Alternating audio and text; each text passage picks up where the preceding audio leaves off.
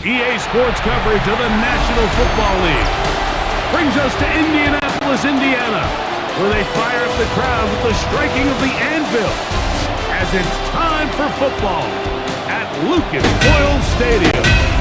Coming up, two teams ready to square off.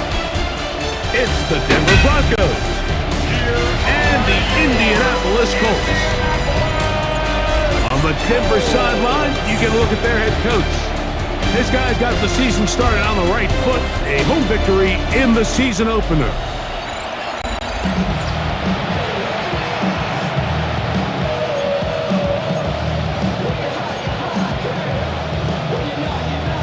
Evan McPherson set to kick off. Mike Tirico and Greg Olsen with you. Evan McPherson getting this one started. And off we go from downtown Indy. He'll work his way across the 25-yard line. At their own 27-yard line.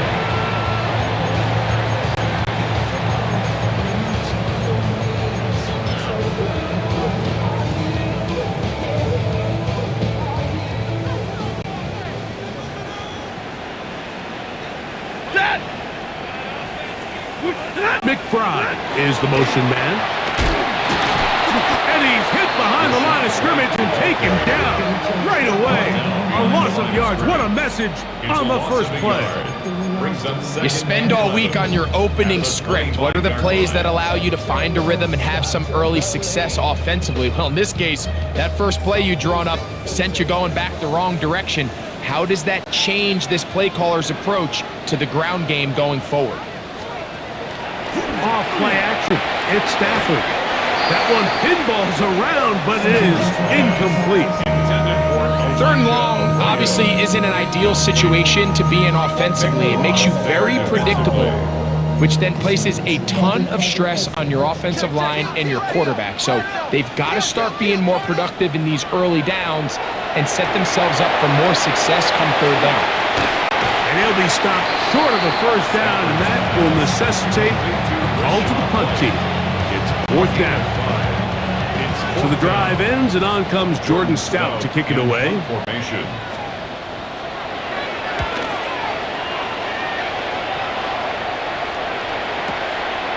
That's fielded at the 7. And good coverage by the punt team. They stop him before he can get any return cranked up. Here comes the Denver offense, set to take over for the first time. They're led out by their quarterback, former first-rounder out of Alabama. It's Mac Jones. Nothing real fancy when you look back on last week's game, Mike. I mean, he had the 2 touchdown passes, of course, the 1 interception. He'd love to have back. But for the most part, I thought he was really efficient. I thought he did a nice job operating the system. And there's actually some more plays that he left out there. So I think he can build off a lot of that, try to improve in this one today. Last play went the wrong way. It sets up second and long. It's second down and 12.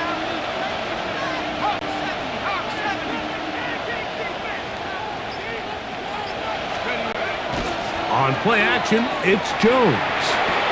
That's caught. Saquon Barkley. And he's out of bounds, up beyond the 25. They gained 18 yards on that one. Good for a Denver first down. A gain of 18 on the play. And the Broncos first down.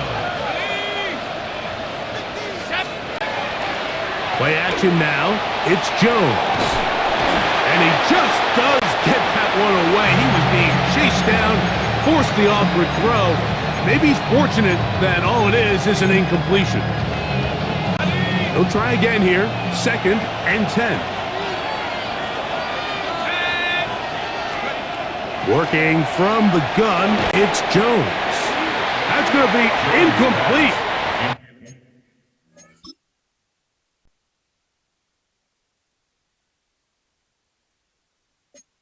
Good work by the defender. Bodied his man up. Wouldn't allow the catch.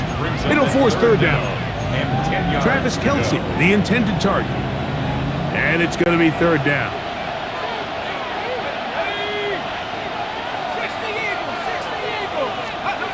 Again, it's Jones. And that one's incomplete.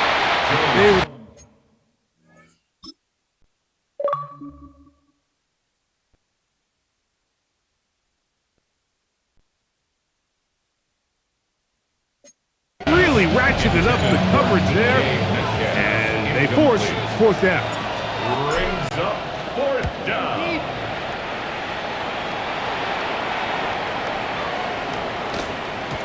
And no return forthcoming. It's a touchback, and it'll come out to the 20-yard line. The Colts offense ready now for their second drive. So, Greg, people always say when the schedule comes out in May, what do you look for? Back-to-back home games usually not something you look forward to, but it does happen in this case. And when you get a win, and you know you're going on the road week 3, that puts a little pressure on this one to get 2-0 at home to start the season. And how good would they be feeling to start your year and know, all right, we've got 2 wins in the bank, we're playing well at home. It just allows everything in the building to take a deep breath. You know, Mike, it's just such an ideal way to start. Your fans are excited, the city's excited, everyone in the organization can settle in. So the schedule makers certainly did them a little bit of a favor here, so they've got to take advantage of it. Build off of last week, come out and play well again, and it really sets themselves up for the rest of this season. Well, here's where you really see the value of having a good run. Third and short, fourth and short, the ability to just keep it simple, win up front, turn around, hand the ball to your back, and to say, okay, more likely than not, we're going to get a fresh set of downs, maintain possession, and now continue to find opportunities to go generate points. A pass, caught by the veteran. That's Brandon Cooks. And he's going to be brought down up past the 45. So a pair of first downs moves them out to the 47-yard line. And it's first and 10. 47-yard line.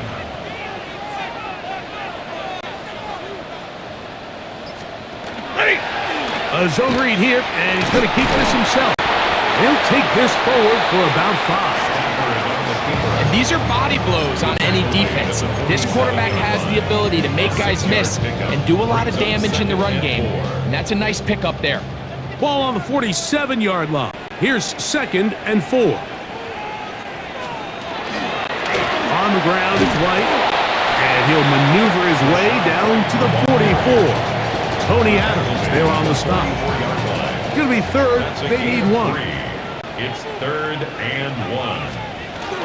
They'll try to run for it. Here's White.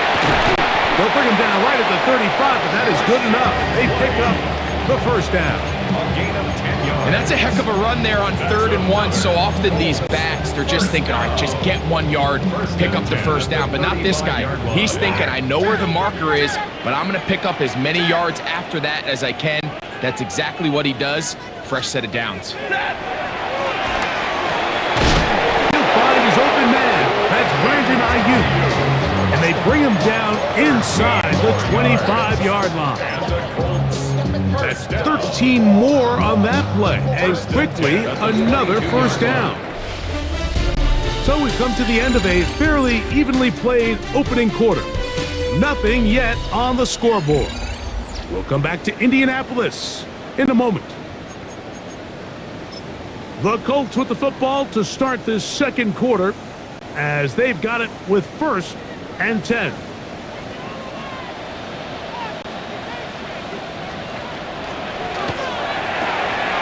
RPO, and they throw it to Rice. And he'll be taken down. We have a chance for the first points of this game as they've set up first and goal. 50-50. First down. First and goal at the 9-yard line.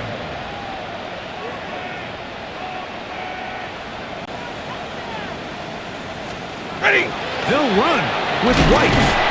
Down to the 4. It'll be second and goal. He was brought down at the 4-yard line. A gain of 5 brings up second and goal.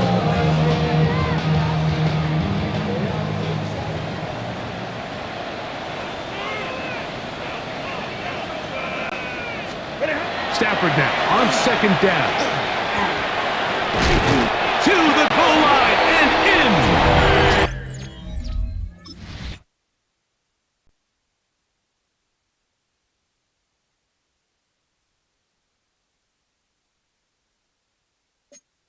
McBride.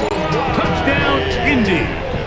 That his first touchdown of the new year. Myers. Good on the extra point. And the Colts will take a 7-0 lead. After the TD, Myers comes on now to kick it away. To return it, here's Raheem Mostert. Oh, he's got room past the 30. Oh, very good field position to start as the return is past the 40. The Broncos offense ready to take over for their second possession. Greg, you take a step back and look at the AFC West big picture. This is historic stuff. Chiefs are going for a 10th straight division title. But you have to remember, 2 other teams in this division won double-digit games last year. So the question is, are the Chargers and the Broncos that far behind Kansas City? You know, it sounds crazy. When you mentioned 9 in a row, you think, okay, they're just going to continue to run away with it. But I'm actually fascinated by this division. I think LA and Denver are a lot closer to this year's version of Kansas City, maybe than there's a lot of talk about around the rest of the league. So until some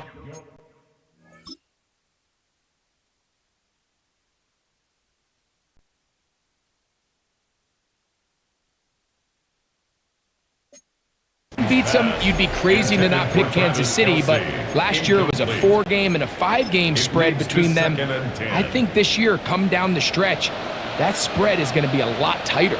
No, Greg, I'm thinking if I'm a fan or even in the front office for the Chargers or the Broncos or the Raiders, Do I build my team to try to knock off the king of the hill? Because you only play Kansas City 2 of those 17 games. So how do you factor that into your construction? Yeah, I think it's such a great point. It's really fascinating to dive into. And while I wouldn't necessarily build my roster to just beat Kansas City or to just beat whoever you view as the top team in the division, you do want to find some commonalities among your 3 division opponents and make sure you are built to play within your division. Remember, that's 6 of the 17 now. Winning the division, you get you home playoff games. There's a lot on the line when you win your division and compete for that title. So, yes, every team has to build their roster. If you have a bunch of really good quarterbacks, you better be able to rush the passer and play pass coverage. If you're playing a lot of ground and pound, big running backs, you better be really good on the inside in defense and be able to defend the run. So there's themes across every division, and the teams that are built to compete within the division are usually the teams that find themselves in the playoffs. Well, this play, Mike, was clearly about the job of this defensive line. Great job holding their ground, forcing these blockers to be stood up. Nowhere to go for this running back, and they hold him to no gain. On the move left, and he's going to have to eat this one as down.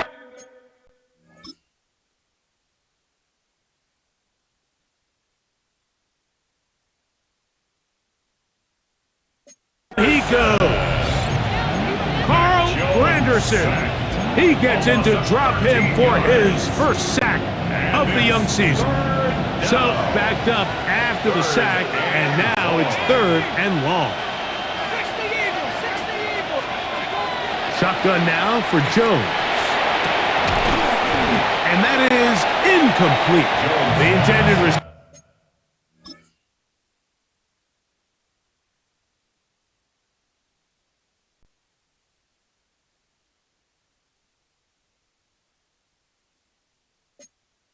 Was Justin Jefferson. And it's going to be 4th down. And this is no good. Could not get it on target. And they are not able to draw closer. The hardest part about these missed kicks, Mike, is for all the guys that work so hard to put the ball in position to come away with points. You kind of trot off the field. You're hoping that next possession has a different result. He'll work his way ahead for a gain of about 4. Wilson on the stop. It's a gain of 5. 2 minutes remaining. First half in a 7-0 game. We'll come back to Indianapolis after this.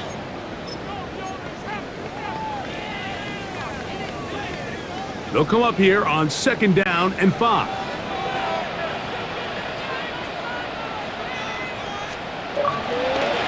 They'll go again with White. He'll manage only about 3, so it will bring up 3rd down. And with that run, Mike, even though it brings up 3rd down, it still keeps this offense on what they call a 50-50 downs. It means with the down and distance provided, you can call a run or a pass, and both are equal threats. And that's what makes it so hard for these defenses to defend those situations. A gain of 16 on that pass play. 1st down, Indianapolis. 1st and 10 at the 43-yard line. Out of the gun, Stafford. Right back to Cooks. He's got another one. A bit of a quick hitter here. And what you're hoping for, Mike, is that the defense can't react quickly enough because the ball's coming out so hot. But they knew it was coming, and they end up holding them to just a short gain. Now the Colts will use the first of their timeouts as the clock stops with 46 seconds remaining in the first half. They'll come up now for 2nd down and 4. From the gun, here's Stafford. Ayuk makes the catch right side. And they're going to take this into the red zone to the 15-yard line. A pickup of 21 on that connection. That's good for a Colts 1st down. 15-yard line. Timeout, Indianapolis. That is their 2nd, as the clock will stop with 37 seconds to play in this first half.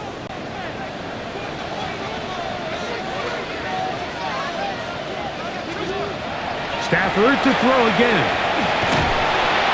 Oh, he's going to be bottled up and taken down. They got him.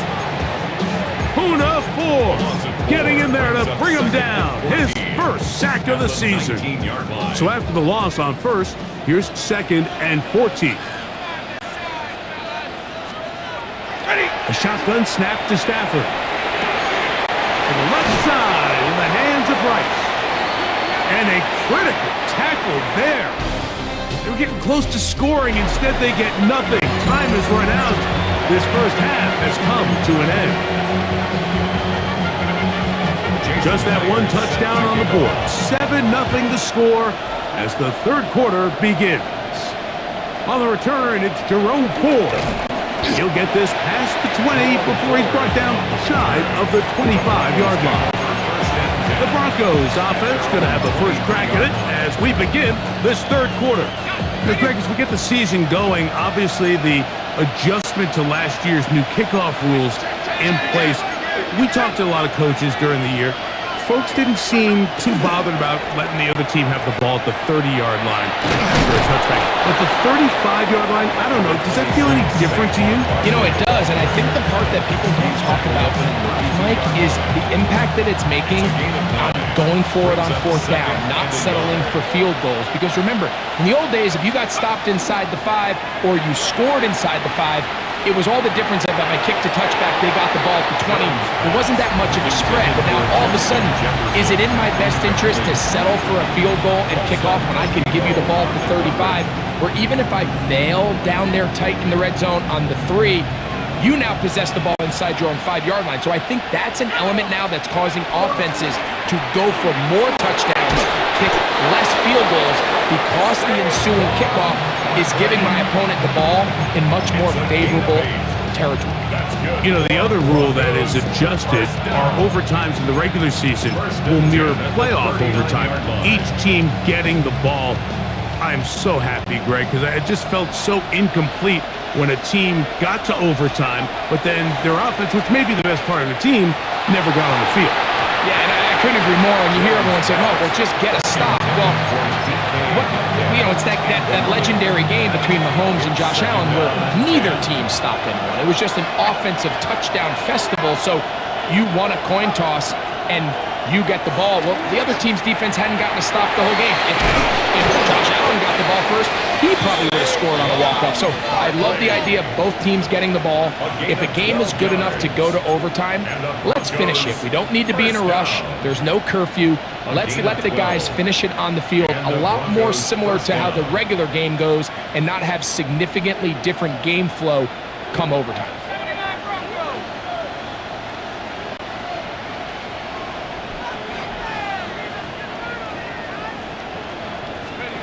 Jones now on first down. That one down the field, but it is incomplete. DK Metcalf was the intended target. And it'll bring up second down. He's usually such a reliable target in the passing game, Mike. We just don't see him struggle to come down with catches like that all too often. And when you're one of the go-to guys on your team, I know the hit's coming, but guess what? It feels a lot better after you take that hit after a catch than it does after a drop. I had a defender draped up.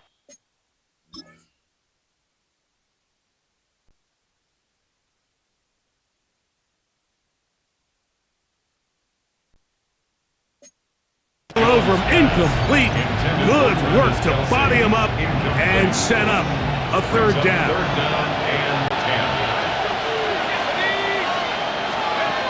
Again, they'll throw with Jones. This one down the field, but lined up incomplete.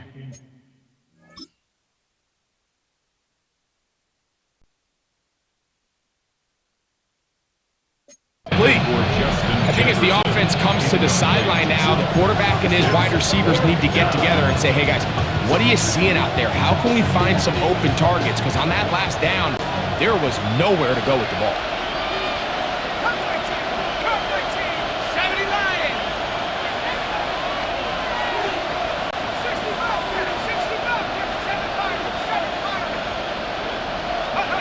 Jones to throw for it on fourth down.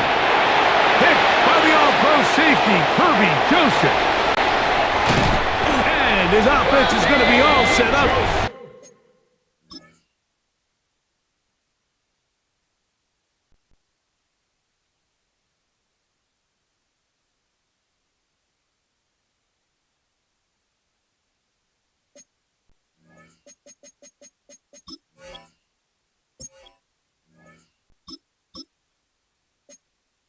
The short field and a chance to extend their lead. Well, Mike, I think it's pretty clear what the message was by this head coach at halftime. He said, listen, guys, we're behind. We're trailing. We're going to come out early in this second half and be aggressive from the get-go and cut into this deficit. But oftentimes, reckless decision-making, over-aggressive play calling leads to turnovers. Now, this defense finds themselves heading back out onto the field a little earlier than expected, but they need to hold serve and keep this score right where it is. Alert! Now this is going to be a design run. They let him keep it. Stafford on the keeper. 8 yards on the pickup. Brings up second and 2 at the 21-yard line. From the 21, here's second down and 2. He'll decide to keep this once more. And he'll take this one forward for about 3, and that's a first down. 4 yards. And the Colts first down. 50-50. First and 10 at the 18-yard line.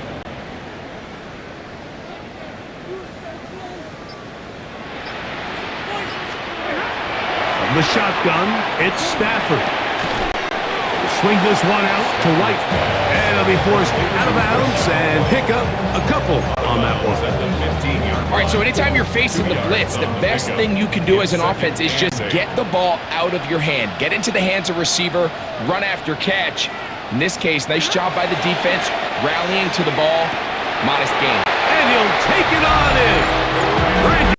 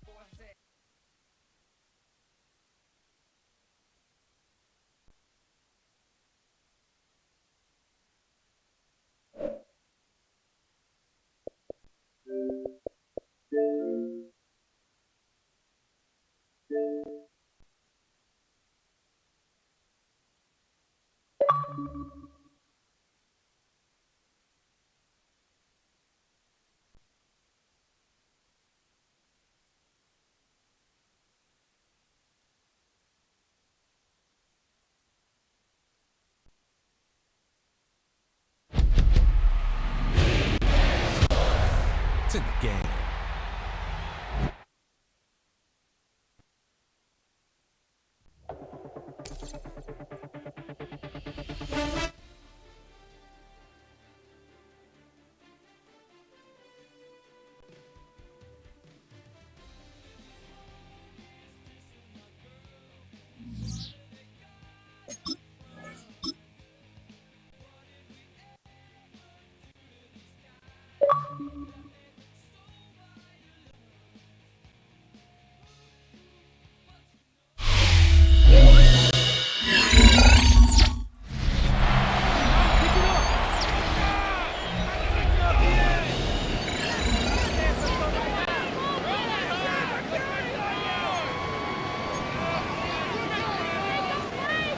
Now the point after try from Myers.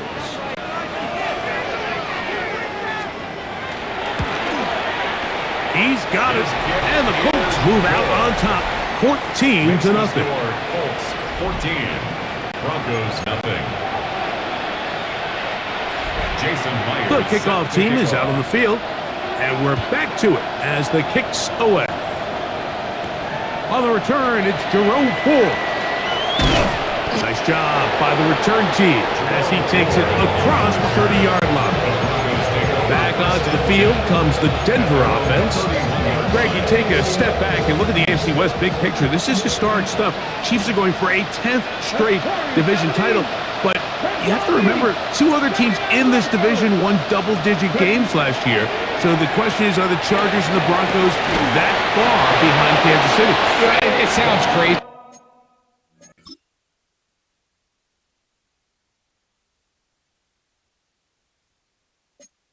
When you mentioned 9 in a row, you think, oh, they're just going to continue to run away with it. But I'm actually fascinated by this division. I think LA and Denver are a lot closer to this year's version of Kansas City, maybe than there's a lot of talk about around the rest of the league. So until someone beats them,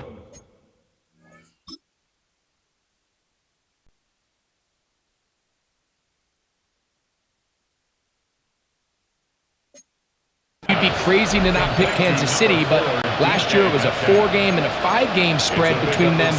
I think this year, come down the stretch, that spread is going to be a lot tighter. No, Greg, I'm thinking if I'm a fan or even in the front office for the Chargers or the Broncos or the Raiders, do I build my team to try to knock off the king of the hill? Because you only play Kansas City 2 of those 17 years. So how do you factor that into your construction?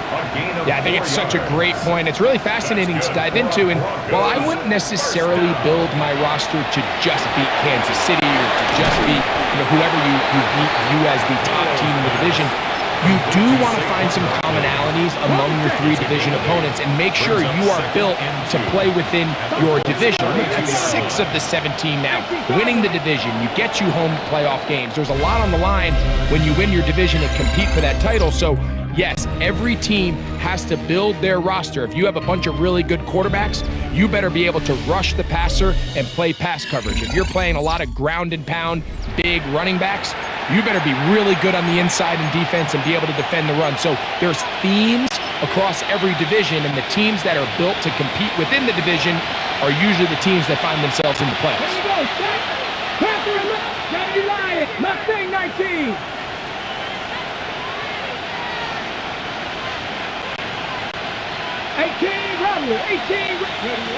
Throwing again, it's Milroe. In the middle, and he's got Brown. And this takes him into the red zone. He's brought down inside the 20-yard line. His second catch of the drive. This one good for 15 and a first down.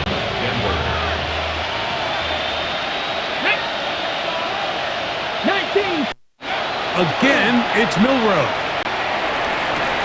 That one taken in, middle of the end zone. Travis Kelce, touchdown Denver. That his second TD catch of the season. McPherson, good on the extra point. And the Broncos are on the board. It's now 14-7.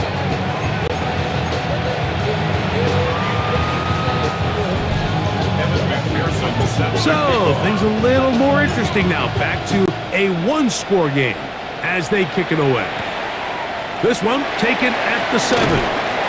He's across the 20, taken down just shy of the 25. Here's the Indianapolis offense now as they get set to take over once more. So, Greg, people always say when the schedule comes out in May, what do you look for?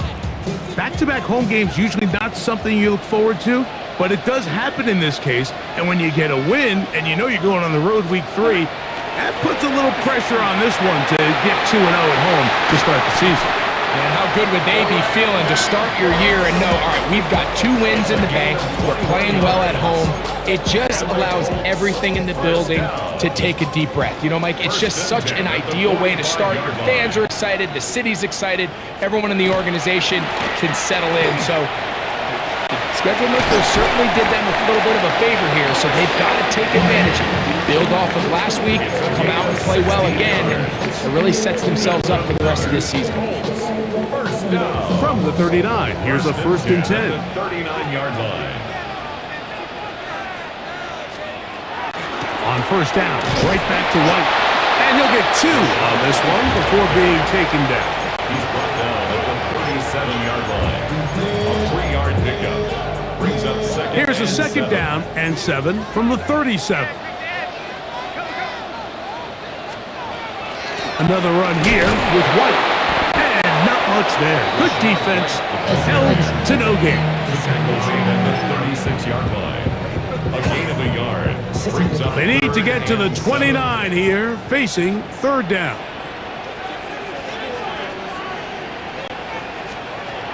From the gun, here's Stafford. He manages to get the throw away and completes it. They get 18 on the pitch and catch. 1st down, Indianapolis. 1st down. 1st and 10 at the 19-yard line.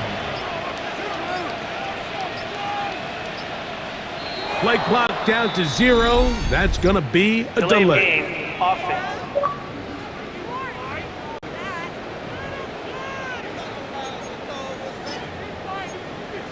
Still 1st down.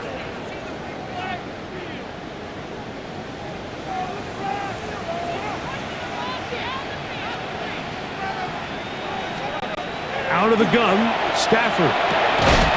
And he can't hang on through the contact. Incomplete. Good job defensively to meet him just as the ball was arriving. It'll bring up 2nd down.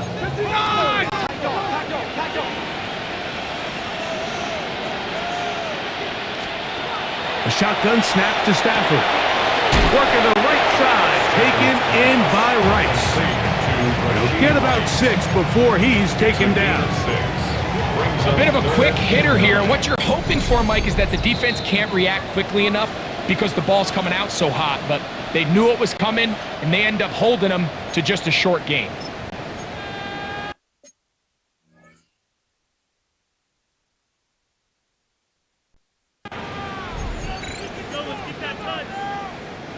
Trying to keep a drive alive, we're going to have to convert on 3rd and 9. They'll drop to throw. He's got it inside the 5. And he will get into the end zone. Brandon Cooks. Touchdown, Indianapolis. 2 touchdowns for him now on the afternoon. Myers. Good on the extra point.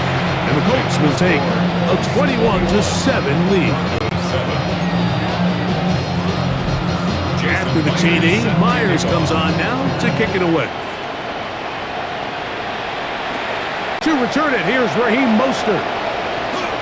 Oh, he's got room past the 30. Inside the 30. And he will dive into the end zone. 91 yards. Touchdown, Denver. You talk about a response. After the offense goes down the field and gets a touchdown, the special teams unit comes back to get the 6 right back for the other side. And I've been there, Mike. You find yourself on offense, you watch your opponent go down and get a touchdown, and you're saying amongst each other, you're saying, hey, we're going to get the ball back. Let's go get one of our own. But in this case, the return unit says, no, offense, you stay on the sideline. We got this. And they go back and get a score of their own. Ooh. Get across the 20, mark them at the 22-yard line. Colts offense ready to take over once more. And this game not quite in hand yet. Still, all 3 timeouts left for the defense, so they can't just kneel this one out. But one first will essentially end the game.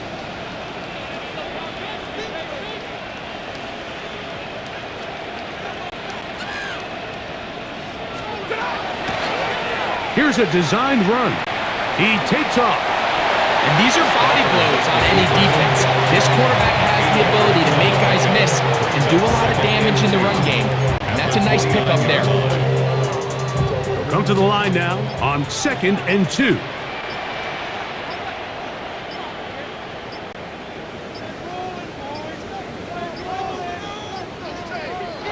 judge throws the flag. He looks at the ball, looks at the clock. Clock says 0. That's a delay of game.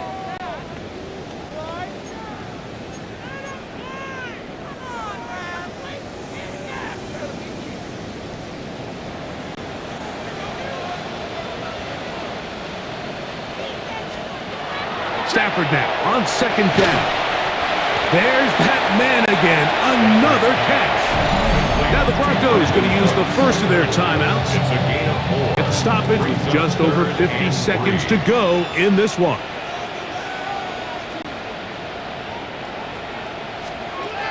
Stafford now on third down. And it's caught. Hooks gets the grab. Now a timeout, Denver. That's their second. And the clock will stop with 4.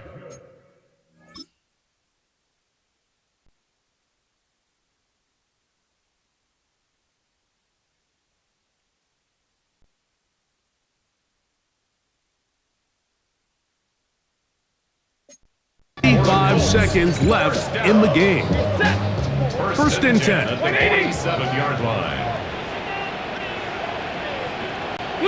Only one timeout remaining for the defense as they take a knee. Second and 11.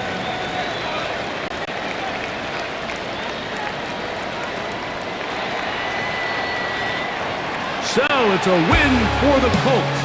They get the job done here at home, and they follow the opening weekend.